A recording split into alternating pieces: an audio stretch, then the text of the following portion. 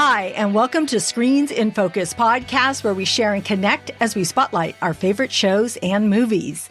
I'm Diana, and today we are talking about Are You There, God? It's Me, Margaret. Courtney is here. Hi, Courtney. How are you? Hi. I'm so excited to talk about this movie. I know. You were the one who brought it to my attention that it was coming out, so I was so excited. Let's do it. I know. So this book, it was originally a book that was made into a movie, although it took 50 years to do so. But it got me to thinking about our question of the day, which is, what is one of your favorite film adaptions from a book? Okay, so I had to go look this up just to double check that this was a book first, and it was, so hooray. But my favorite film of all time, The Princess Bride. I didn't know that was a book. I know. And it's funny because I had the same trouble. I wasn't sure. There are so many films that were film adaptions from a book. But yes, the one that came to my mind immediately was all the Harry Potter films. I mean, that goes without saying. Didn't you feel like when you watched those, because I read every book cover to cover, like when it came out at midnight, I was like there standing in line to get it. And when I saw the movie, I was like, it's like they saw what I saw in my head. Yeah, it was cool. Yes. Amazing. Yeah, it was amazing. So I love all of those, and those are my favorite. But I would say also a childhood book of mine that is a movie and that I read. I believe I read the book first. I believe I did. And that would be Charlie and the Chocolate Factory. I just remember loving that book. And I wasn't a huge book reader. I would read, but not, I think what I was supposed to read. I was more watching TV, watching movies, and playing my music. But when it came to books, I did love that book. And then I loved that movie. Yeah, there's something about Charlie and the Chocolate Factory that creeps me out a little bit. I don't know if the movie. The movie, it's like the movie. I don't. Yeah. I can see that. No, I can see it. Their grandparents are all sharing the same bed together and they never get out. I'm like, what?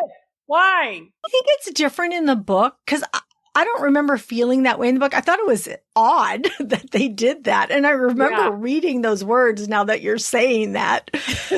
But there's something to me about winning the golden ticket. I think that was and really wanting something so bad as a kid and being poor, right? They were a very poor family, and to win this meant so much. And I just remember as a kid, I really wanted him to win.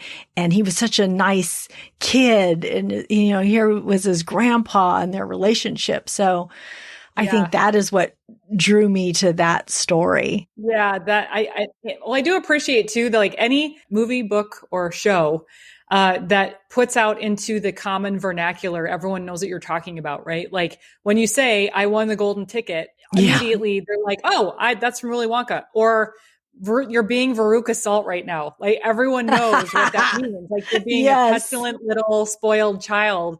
So I do appreciate that. And even like the little beaming, across like the early days of like transporting from one place to another. I think that it was super creative. I don't know. I just feel like it was so fantastical that you're like, it was a little bit scary.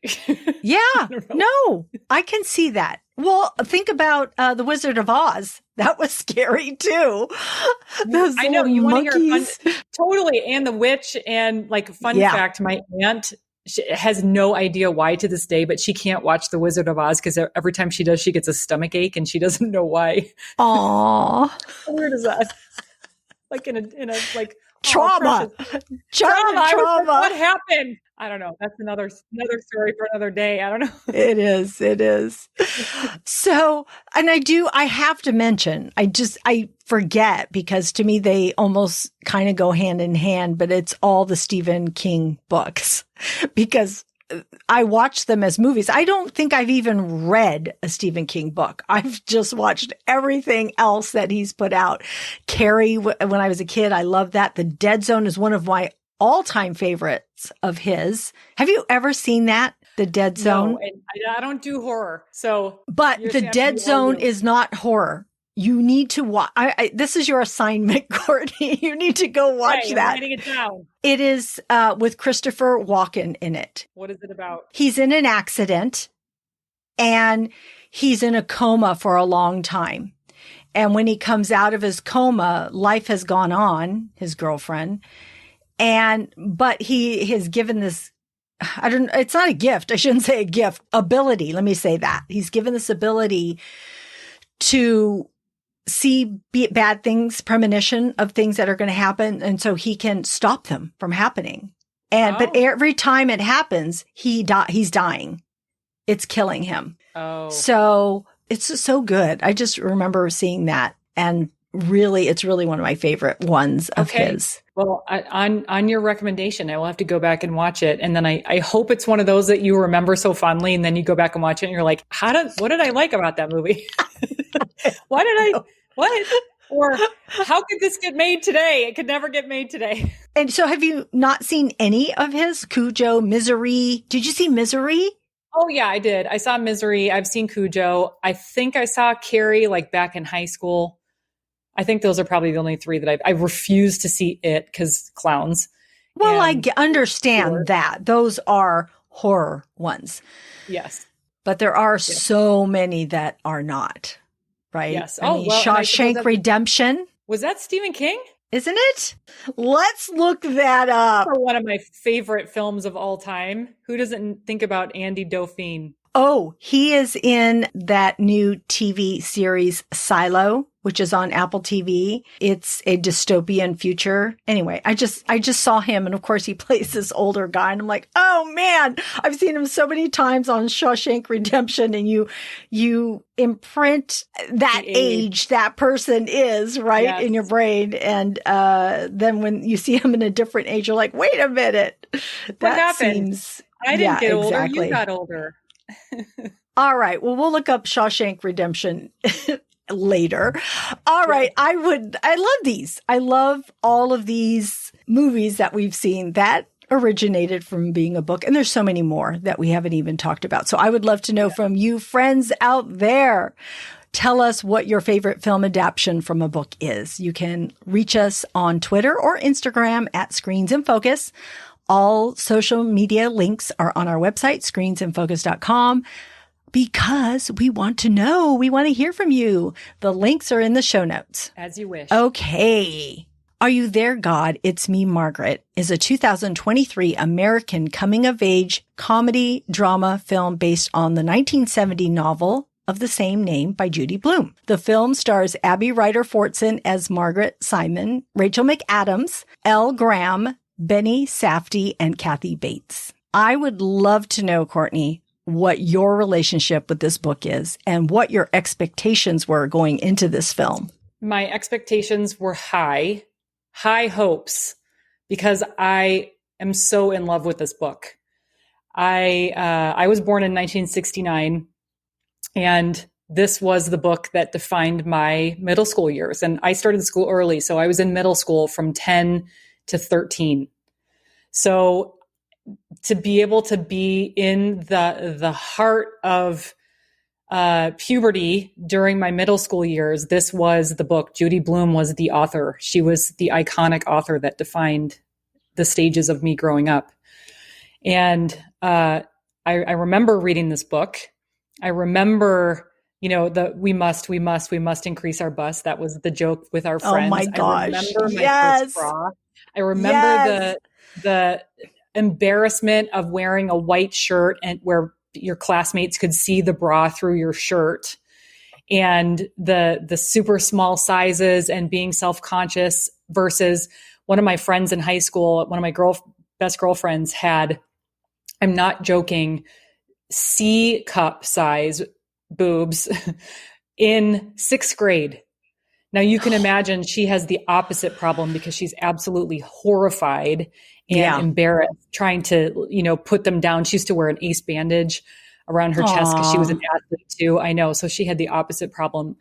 But all of the things, the first kisses, the spin the bottles, this is personified my childhood of growing up, of boy girl parties and all of that. And it didn't disappoint. I absolutely loved the way that this film was brought to the screen. The storytelling and the acting, all of it came together. So this is going to be one of my all-time favorites of the year for sure. I love it. In fact, you know what I did on Twitter? I saw the woman who wrote the screenplay was in a thread, and I responded to her and I said, I think you're on your way to an Oscar. And she responded back to me and said, thank you. I was like, oh my God, she saw my tweet. She responded. Yes. I love it though. I love it because it had an impact on you, and now she knows it, right? You know, it was her being able to adapt this screenplay. Mm-hmm. Yes. I agree. This was my book as a kid. It was my book. It was my lifeline. All my siblings were older, much older than me. And so I didn't have anybody. Yeah, you have girlfriends, but then you don't share these things that are happening to you. And you're not sure. You're like, why is this happening? Why, and at that time, things weren't spoken. My parents weren't my friends. Like, parents are to kids now. They were parents. So they did parental things. Untouchable conversations. Yes. So it wasn't deeply embarrassing. Exactly. And it's just something that wasn't, you just didn't speak of it. So I didn't have anybody. So I remember reading this book. I think I just picked it up at our library. I started reading it and my eyes were probably so big as I thought, oh my gosh, I am normal and somebody understands me. There is someone else that thinks these things. This is not just me. Yes. And so it just made me feel normal, made me feel sane, made me feel seen. And so I just adored this book. Yes. I remember sitting down with my friends and sneaking my parents' Joy of Sex book. Do you remember that book? Yeah, I do sort of remember that book. They had it tucked underneath their bed, and I found it one day and I was like, oh my God, all the illustrations in there showing all the parts and the hair and all of it. And I remember sitting in a circle with my girlfriends in 6th grade, and we were like, what is that? Ew, is that what it looks like? It's so gross. Like, why? Wait, there's going to be hair there. Do any of you have hair there? Like, had these conversations of curiosity, and so it was interesting. I saw, they had Rachel McAdams and, the girl that played, Margaret, the actress, and Judy Blume on Kelly Clarkson's show. And so they did them together. And it was so sweet to see, the actress who played Margaret, who at the time was about 12 years old, going through all the things at the same time. And she said that she had just read the book when she was auditioning for the part and had the same reaction that we're having, even 50 years later, with her saying, oh my gosh, that's like, how did you read my mind?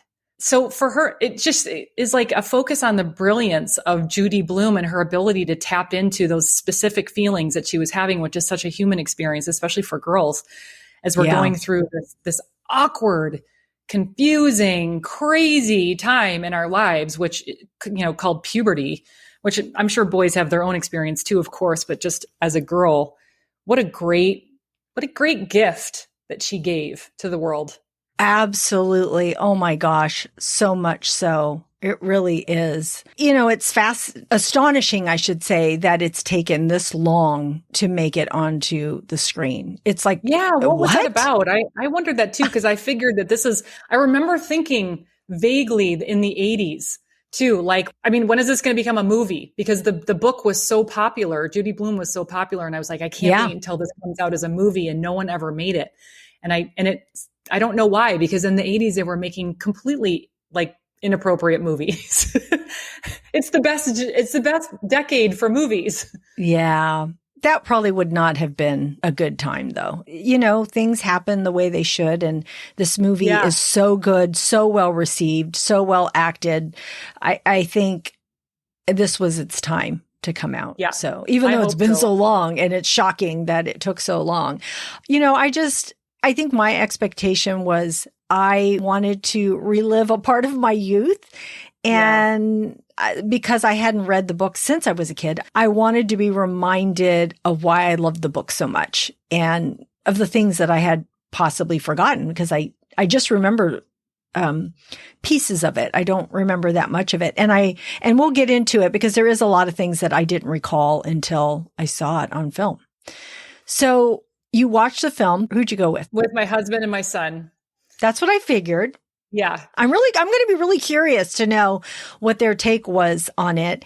Even though it's dealing with a young girl's coming of age, I think that it can speak to, men also, just because of relationships and fitting in and, parents and grandparents and all of that. So tell me, I want to know what your reaction and what stood out to you. But before you get to that, I want to know how did it impact them? What was their reaction to it? I think that my husband enjoyed it because I don't think that he read the book, but just from a, movie standpoint, it's a great story. And so he loved it and he thought it was great. And he's younger than me. He's 6 years younger than me. Not that that would necessarily make a difference, but obviously we were going through middle school at a different time. I was going through middle school when he was in kindergarten.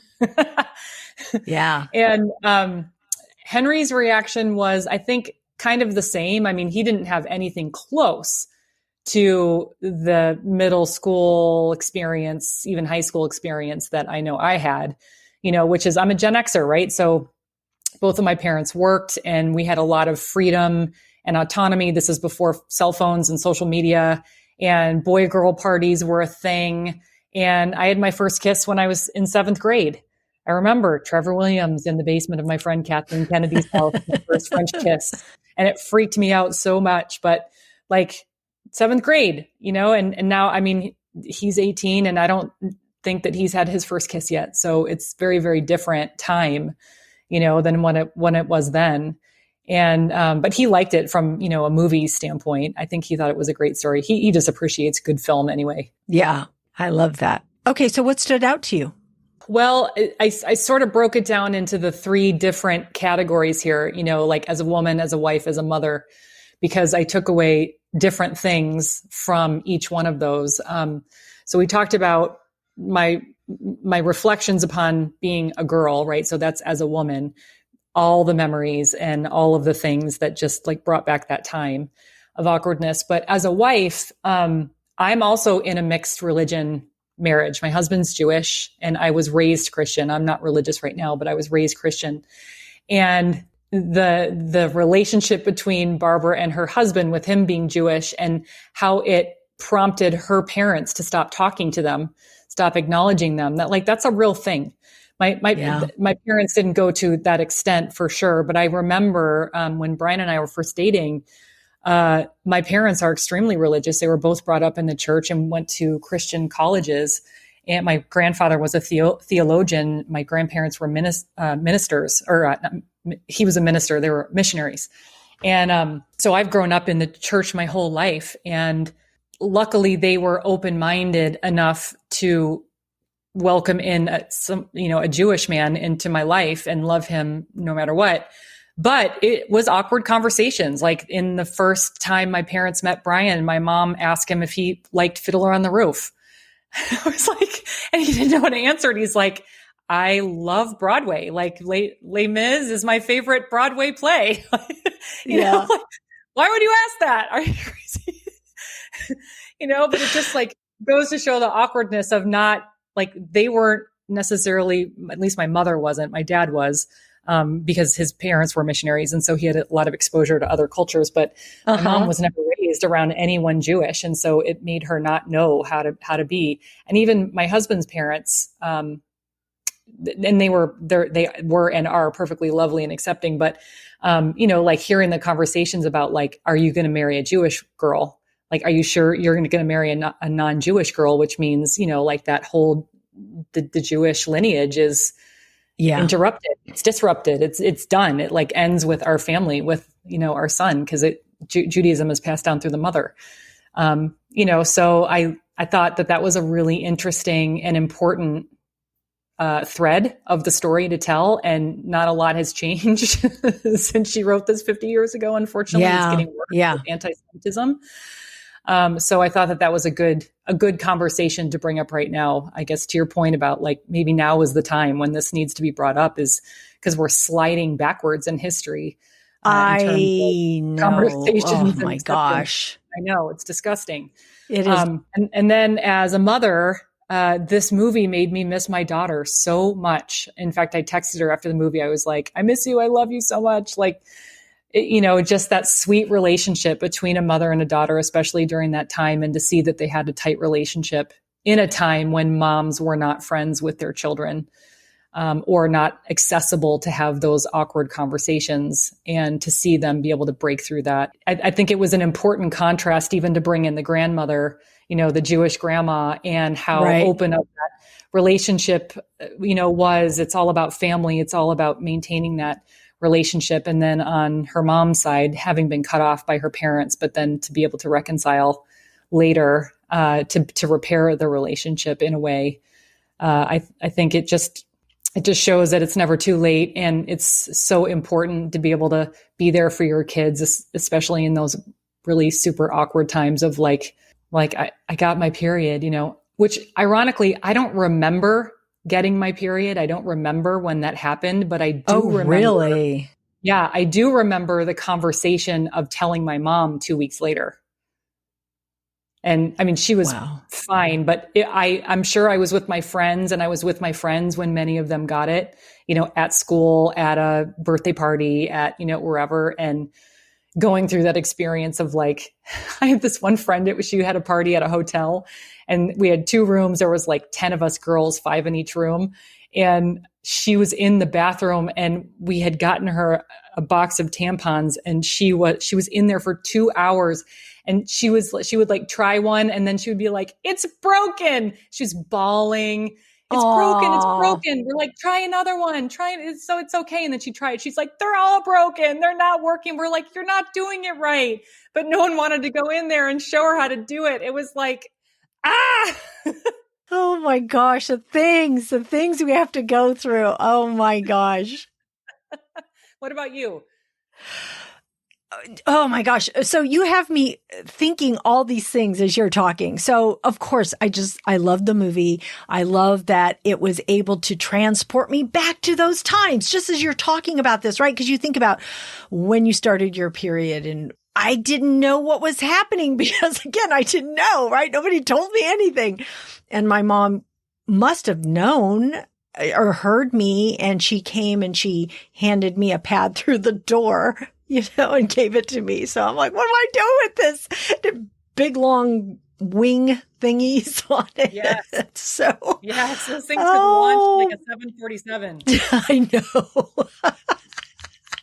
So it just brought me back because I can remember that. And that was a long time ago. And just remembering, like you said, about the bras and wearing a bra. And I didn't want, so back then we would sit, we were sitting listening to the teacher, and we were all sitting on the floor together listening to him. We weren't in chairs. We were on the floor. And as we would do this, everybody would do each other's backs, like draw on each other's backs. Yeah. I didn't want anyone to know I was wearing a bra, because if they did it, they were going to feel it. And I'm like, I don't have to go now. It's not my turn. Because I didn't want anyone to know. Yeah. Because I think I was developing faster there than other people. And I just didn't want to, because it's all about fitting in. That's all anybody wants to do is fit in. And in this movie, Margaret wants her period, and she wants to wear a bra because that is what her friends are talking about. And I think, oh no, you don't want to wish the period. Please don't wish it. I thought that too. I was like, girl, stop. You do not want to wish that on yourself. It's you're not going to be able to get rid of that for the rest of your life until you're very, very old. So. Yeah. It's like, please don't make it come any sooner. So I just, so I just love everything that it made me feel again and relive again and remind myself. I watched it. I was able to watch it with my son's girlfriend and her mom, which I thought was really fun. I asked them, do you guys want to go? And they said, yeah, we'll go. So it was really fun to see it with them. And the mom and I, of course, we could relate to each other because we were talking about the things we were just talking about now. But, my son's girlfriend loved the movie too. it was just great. She just said, "Oh, that was so good. I really enjoyed it." So really, it doesn't matter what age you are when you're watching this. It's just, you can really appreciate that. I think the other things the movie reminded us of is that one girl and you were talking about it because you knew somebody, but the one girl who had developed early and she was really tall. She looked like she belonged to, like they were maybe in elementary or middle. She looked like she was on her way to high school. And but thinking that she had it all put together, but really she wanted to fit in too. And for Margaret to see that her actions and the group's actions affected this poor girl, and that left her in tears. And I really liked seeing that, because then that turns toward the end where she ends up befriending her and dances with her. And I just thought that was a really sweet moment to bring that in. And also how you were talking about relating to it as a woman and as a mom. And we also get to see Barbara and her life too, right? Because she's moving away and she's not doing her art. Well, she may be doing her art, but that's not her focus right now. She doesn't have to work, and she's trying to fit in at the PTA, but that's not really working. So it's all her about fitting in too, as an adult trying to fit in, and also her relationship with her parents and how she feels that loss. So I love that this movie not only, it reminded me and exposed me to all these other elements that I had forgotten. Yeah. So I really appreciated it for all of that too. Well, and I think this movie does such a good job of spotlighting the tension of humanity, which is fitting in and being different at the same time. Everyone has a desire for that. That's a human experience. Yeah. And then once you fit in with everybody, then you want to be different. Yeah. You want to be an individual and have that specialness about you too. Yep. So that's so funny. But I do want to bring up too that you had brought up earlier the chant about we must increase our bus, because that was so a part of my life back then. And I've said it. I have camping friends that we go camping together, and every time we get together, we chant. We do that chant. I don't know why, but we do. It's just because I remember. Yeah. And so it's just funny because it still lives in my life today. Decades later, it's still here. So what did you think about the relationships in this movie? I mean, this is a relationship movie, which I love. It seems like every time we talk and we sort of dissect into these films, I'm sort of struck how all movies are just really about relationships with just different costumes and different makeup. Yeah.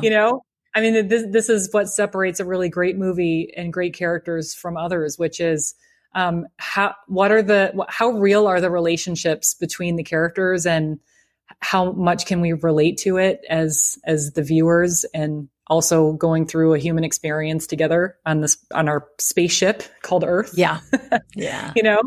I thought that the relationships were really strong. They showed the level of it's all relationship to self, relationship to others, and relationship to the bigger thing. Like when you can explore those three things together in one movie, you've got that, magic triad of topics that are just going to be identifiable with everybody. And I loved especially her, because I'd forgotten about this in the book. And I think you mentioned this too when we were talking earlier, which is I forgot about the religious relationship exploration in this book. I don't remember it being there.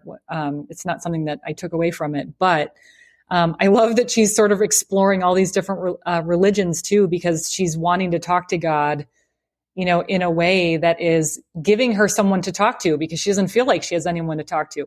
And she's sort of been taught that this is where we go and this is who we talk to, but without that, the exchange and the feeling like it was a one-way conversation, trying to explore the different religions and find meaning and connection in that she was searching for so desperately in her friends and her place, because she moved. Yeah. And herself and her relationship with her parents and the relationship with her grandmother. So I thought it was just a really, another layered nuance of the story that made it really special. especially because it's kind of like a slice of life, and it's what we're all doing in this day and age too, which is how do we fill that void inside of us? What do we fill it with? Are we filling it with religion? Are we filling it with food? Are we filling it with people, alcohol, drugs, whatever? What are we filling it with? Mm-hmm. As you were saying that she, talked to God, I remember doing that myself. And I was going to bring it up and then I totally forgot. So I'm glad that you brought that up, because watching her in the movie, of course, that's the name of the book. Are You There, God? It's Me, Margaret.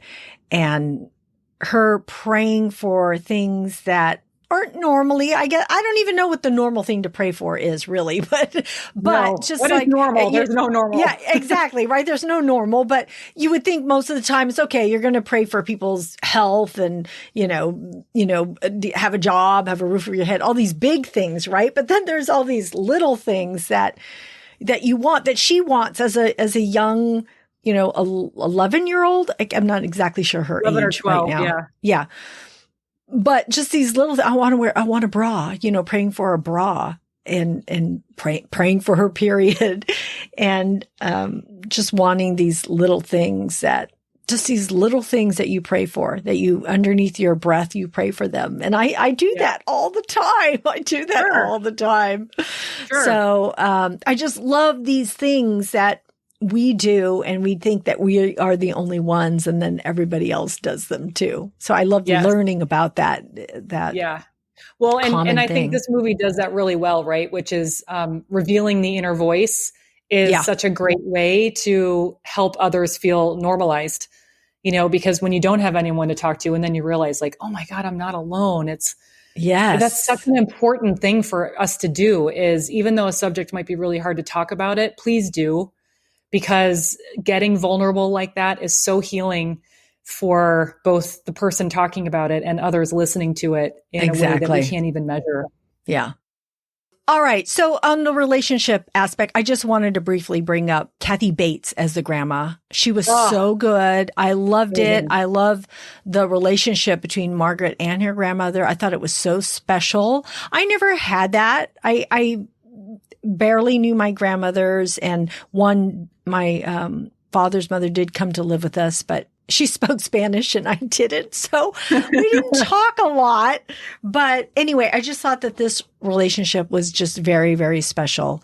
And I loved seeing it. I loved how much Margaret wanted to be near her grandmother. I thought that was just so amazing and so great, and how they went to the theater together, and how she got on the was it the train or the bus? I can't even remember now, but she got somehow to her grandma, and they went to the theater and just sleeping in that bed. And her grandma says, now, if you hear this noise or hear this, it's not me. Yeah. That was so funny. She's such a crack up. And so I really loved that relationship. And I thought it was a sweet, just a little tiny thing with her and her teacher. I thought that was kind of a sweet addition to the movie, which I don't even know if it was in the book. I doubt it. And maybe it was. I don't maybe remember. It was. Yeah. But just telling him that he's a great teacher, and you could tell by the look on his face. I thought that actor was really great of portraying this teacher. And so what I was going to say about that is I love that you brought up the relationship between the grandma and Margaret, because I saw a lot of my daughter's relationship with my husband's mom. So, and I don't know if it's like a Jewish thing, like just how much they love family, but that's exactly how she treated my daughter, who I came into our relationship with my daughter, when she was about a year old. And so my daughter always remembers her grandma, her Mimi, as her grandma. And so to be able to see that experience that I know that they shared when they had sleepovers, because she would give her a bubble bath and then do her nails, and then they would have a sleepover in her bed. And then she would take her to the theater and take her out to tea and all those things, right? Like give her chocolate sandwiches, the things that I would never do, but I really, that kind of like was like a little sentimental relationship there too, that I thought was really great. I love that. Oh, how special for both of them to have that. Yeah. So I think that's very cool. Do you have any other tidbits or thoughts or any, why people should watch this movie if they haven't yet? Well, I think if you're not convinced by now, then you probably won't see it. But, it's just a sweet story. It's for all ages. It is a human experience story. It's a relationship story. It's one that I'll probably see again when it comes back out, just so I can watch it and anchor into some of those parts too. So what about you? I think for anyone who wants to be reminded of their youth, because these memories become so vivid. And I love the self-discovery and the growth of the characters in this movie and about the relationships that you talked about and about loving unconditionally. And so it was nice to see the other grandparents finally come back into the picture. Yeah. Right. Yeah. That was nice closure. Yeah. Realizing their loss of not having this long relationship. They didn't even know their granddaughter. So I don't know. They missed out on 12 years of her life, because of their own stubbornness. That's horrible. It is. But that was of their own doing, and they finally figured it out. And also, I'm sure for Barbara, it was such a relief to finally be connected with her parents again. I mean, she did the first gesture of sending out that card.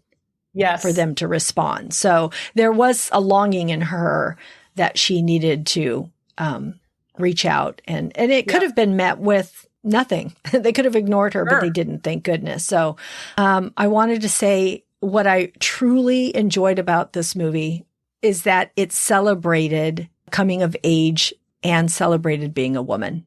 Yeah. I agree. And not a lot of movies do that. Normally you see the bad sides of it or the struggles that you have to get through. And this wasn't. I think this was more of a celebration. A celebration of the awkwardness and the reality. Yeah. And that we can be more than just an object. Yeah. Which is my biggest beef with, I think, most of the shows out there that don't put the time into character development. It's the objectification of women, which I have a serious personal beef with. Yeah. I think we all do. Yeah. So it's really nice. If you don't, then that's also a problem. Yeah. So I think that's why that everyone should go watch this movie, because it is a celebration of all of that. And so it's a very heartwarming story and inspiring story and a feel-good movie. So we need that. Yeah, I agree. I'm so glad that this book finally became a movie. Finally, 50 years. It's never too late. Sort of a theme of the movie and a theme of how long it took it to get made. Yeah. All right. So go watch it. Courtney, I would love to know if you have any other TV or movie recommendations. I do. Well, the things that we're watching right now are Marvelous Mrs. Maisel, season 5, which is another great story about a Jewish family in New York. Yeah. And this season is really good. I think they kind of started to go off the rails in season 4, and I feel like they recovered nicely in this season. So I think we're like 3 episodes in. I don't know how many there are, but I really like. You're going to love it.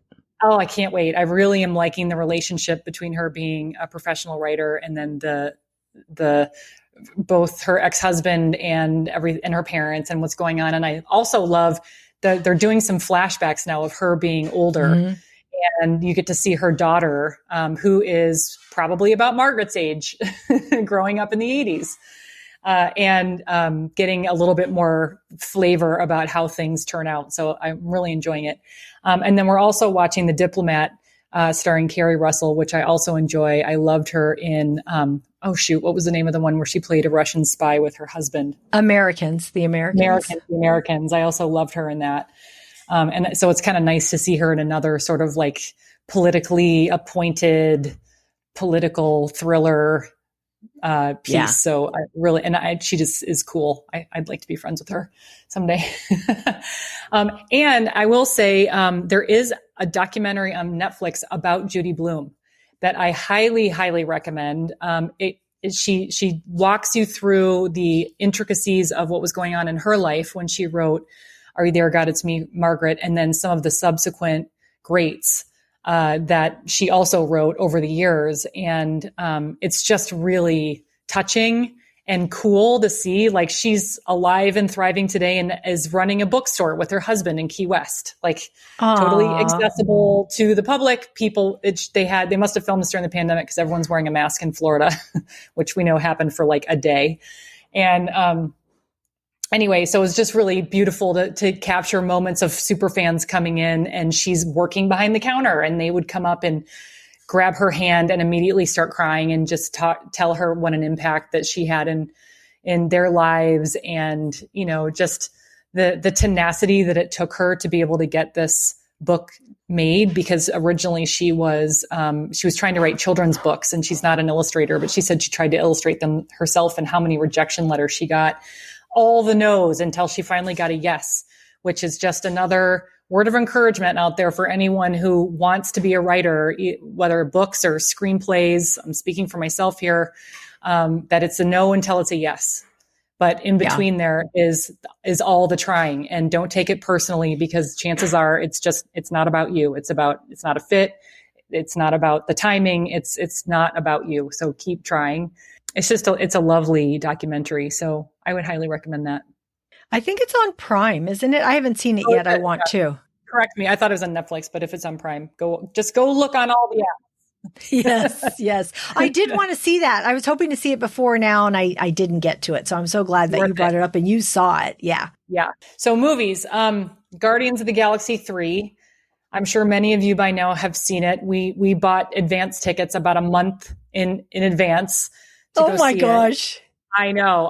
Every time these tickets come out pre-sale, my son is always the one like, Mom, we got to go get it. We had like 5 weeks worth of movies lined up at one point. But I really liked it. Like, I mean, Guardians of the Galaxy was the first movie that started along like the in between Deadpool and in between like Wonder Woman, right? Which was super serious. Deadpool, which is super not serious, like in a funny, raunchy way. And Guardians, the first one, fell smack in the middle, which it has such broad appeal. It's what everybody wants. A little bit of serious, a little bit of fun, a lot of adventure, and the sci-fi touches and everything. So this one I thought was really interesting because it explores the backstory of Rocket, the raccoon, played by Bradley Cooper, voiced by Bradley Cooper, and goes into why he is like he is and why he believes the things that he believes. And, you know, so it's a sweet story in a lot of ways because it's this animated, or not animated, but whatever, the CGI raccoon, you know, super realistic, like very expressive. It was a sweet movie about his backstory and and continued relationship between all the other Guardians. So I enjoyed it a lot. If I had to pick 2 adjectives, I would say cute and entertaining. I like that. I have not seen it yet, so I don't know if we'll get to the theaters to see it. I know definitely I'll watch it, but I don't know when. So I'm looking forward to that. And I'm looking forward to Judy Blume. I am also watching The Marvelous Mrs. Maisel, which I love, and I'm up to date on it. So you're going to love the additional episodes. There's so much that they bring out of the future and all these different things. So I love it. And The Diplomat, I just finished earlier this week, and I don't always watch political TV series. I didn't see The Americans, although I know it's good. I just never got sucked into that. And so I really wanted to watch this. And so I sort of had to force myself a little bit because when they start talking a lot of politics, I don't always stay connected, but I did, and I enjoyed it. And I thought Kerry Russell was so good in this. Yeah. She's so good. Yeah. So, and I liked all the other actors in this too. I liked all their portrayals. Of course, it's smartly written, so I enjoyed it. All right. So I wanted to share that I saw Queen Charlotte, a Bridgerton Story on Netflix, and I can't stop talking about it. Just talked about it on my weekly live that I do. I just love it. I love it, love it, love it. It's 6 episodes. It's a prequel spinoff. Binged it this weekend. I loved every minute of it. The romance had me. It's basically, we see her at 17 years old because in the current Bridgerton seasons 1 and 2, she's the queen and she's in her 60s or 70s, however old she is, portraying at that time. So we go back to when she was 17 and when she first is promised to the king and has to marry George. And oh my gosh, love it. And he's the mad king, and that really comes into play. I will say the thing that I appreciated so much about this series, yes, it has romance, has the sex, it has the scandal, it has all of that, but it deals with women bonding together, women empowerment, because it talks about 3 of the women, this young age, and also when they're older, we see them in both time periods. And also it deals with mental health. And that was really, to me, added to the story. Because it felt a little more real than just this fantasy that you're living. Yes, it's still all full of fantasy. I'm not telling you it's not. But what I'm saying is, in this fantasy of, this romance and all this other stuff, this is also, part of it and the backdrop of it. So I appreciated that, because there was a sadness in this series that I saw. So I just want to say, watch Queen Charlotte, A Bridgerton Story on Netflix. It's so good. The movie that I wanted to recommend is A Man Called Otto. It's on Netflix. It's with Tom Hanks. He plays this curmudgeonly widower who hates life and is about ready to end it until he meets Marisol, portrayed by Mariana Trevino, who is amazing. I think their chemistry together is so amazing. She is a pregnant Mexican woman, and her family befriends him. And, it's funny, but this movie was very different than what I was expecting. And I think that's why it's successful. Now that we've talked about, Are You There, God? It's Me, Margaret. To me, they both fall in the same category of being different. They just aren't the same tropes that you're used to reading, seeing. And so I just really appreciated this movie. And I think that, Tom Hanks' relationship, his character, his relationship with her just really worked and just lifted this whole movie. And I just thought it was so good. So please go. I would agree. I would agree. We saw that one in the theaters and so loved it. I only had a little bit of an idea about what it was about, but I loved that, you never know what someone's going through and what a little bit of kindness and persistence can do to change someone's life. And the way that Marisol, was so insistent on getting to know him as a neighbor and bringing him food and making sure that he wasn't lonely, and then allowing her kids to get attached to him, right? I mean, she could have easily said, kids don't bother him, he wants to be left alone, and they would not have, but that wasn't in her nature, because she knew that he needed relationships. So I loved it for that too. I would highly recommend that movie. Yeah. It was just her way, though. She was just this really energetic, fast talking. I don't know how to even explain her. She was a firecracker. And so she was just going to go off and be herself. We need people in our lives that won't take no for an answer. Mm-hmm. We really do. We all need a friend like that who just is thanks for sharing how you feel, but I don't care. I know that you need it. I can see that you need it. You don't even know you need it. I'm just going to go do it. Yeah. I loved it. I loved their relationship. It was awesome. All right. Friends out there, we hope you check some of these out and let us know what you think. And for more TV and movie recommendations, you can go to my blog at screensinfocus.com, and please subscribe to stay up to date. I also want to encourage you to check out my weekly Facebook Live on what to watch this week on Screens in Focus Facebook page. All the links are on the website. Thank you, Courtney, for joining me today. It is always a pleasure talking with you. So fun. I can't wait to do it again. I know, me neither. I don't know what we're going to do it on next, but stay tuned. We'll figure it out. Yes. That's our show. Thanks for tuning in. We are grateful you tuned in, and we hope something that we said today resonated with you, gave you a chuckle, some happiness, some positivity, or inspiration. Please subscribe to our website, screensinfocus.com, and tell a friend. Would love more members of our TV club.